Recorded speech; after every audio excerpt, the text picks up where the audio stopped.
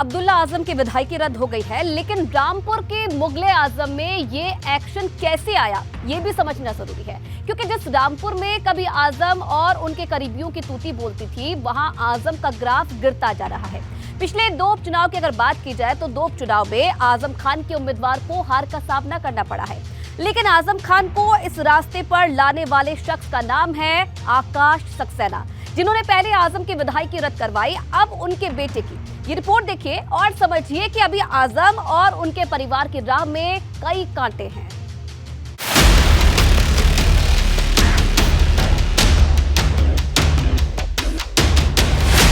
आजम परिवार पर आकाश भारी, कैसे जीती हारी हुई बाजी।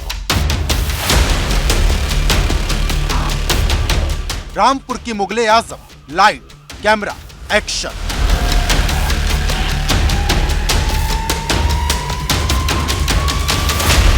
जिस रामपुर में कभी आजम और उनके परिवार की सियासी हानक थी, जिस रामपुर में आजम के बोलने भर से हवा का रुख बदल जाता था, उस रामपुर में अब आजम परिवार की राजनीति पर प्रश्न चिन्ह लग गया है। और आजम को इस मुहाने पर पहुंचाने वाला, उनकी और उनके बेटे की विधायकी लेने वाला एक ही शख्स है, जिसका नाम है आकाश सक्सेना।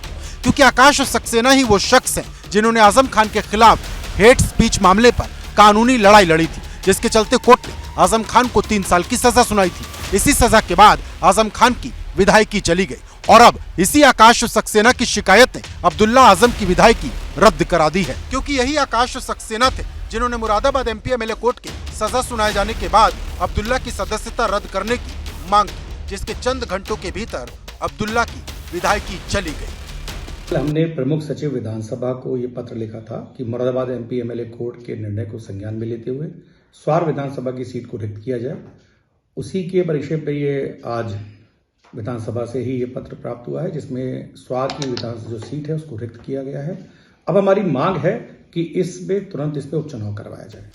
आजम परिवार के लिए आकाश सक्सेना वो ग्रहण है जिन्होंने एक दो नहीं बल्कि दर्जनों मामलों में आजम खान की मुश्किल बढ़ा रखी है, क्योंकि आजम खान से वोटिंग का अधिकार आकाश सक्सेना की शिकायत के बाद ही छीना गया।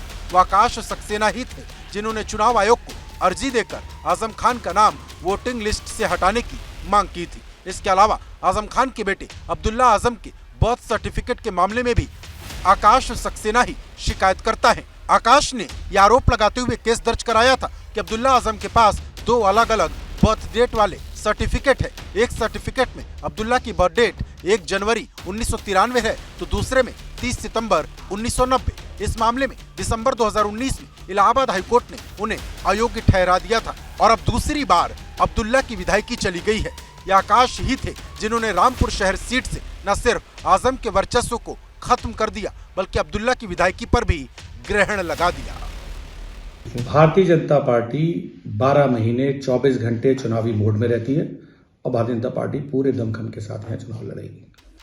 वहीं आकाश के बाद अब एक दूसरा शख्स भी है जिसने आजम परिवार की मुश्किल बढ़ाने में कोई कसर नहीं छोड़ी। वो है काजिम अली खान उर्फ नवेद मियां। क्योंकि जब जब आजम की सत्ता को किसी ने रामपुर में चुनौती दी, वो नवाब परिवार ही था। क्योंकि दिसंबर में जब रामपुर में उपचुनाव हुआ तो नवेद मियां ने अपनी पार्टी लाइन से हटकर भाजपा को समर्थन दे दिया, जो रामपुर शहर में आजम खान की सत्ता में आखिरी कील साबित हुआ था।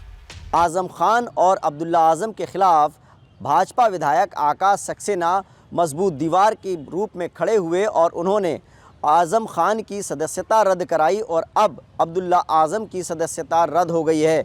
आजम खान के परिवार के खिलाफ नवाब काजिम अली खान और आकाश सक्सेना लगातार शिकायतें करते रहे और नतीजा ये हुआ कि आजम खान और अब्दुल्ला आजम अब किसी भी सदन के सदस्य नहीं बचे हैं। आजम खान के राजनीतिक किले को ढाने में इन्हीं 2 लोगों का अहम रोल माना जाता है। लेकिन बड़ा सवाल यह है कि क्या इतना सब होने के बाद आजम खान और उनके परिवार की मुश्किलों का अंत होगा? क्योंकि आजम के खिलाफ करीब 90 और उनके बेटे अब्दुल्ला के खिलाफ करीब 45 मुकदमे दर्ज हैं, जिसमें सिर्फ 2 पर ही फैसला आया है। और आकाश सक्सेना ने ऐलान कर दिया है कि जब तक आजम पर दर्ज एक मुकदमे का हिसाब नहीं हो जाता, वो रुकने वाले बिल्कुल नहीं है। Bureau report, ABP Ganga.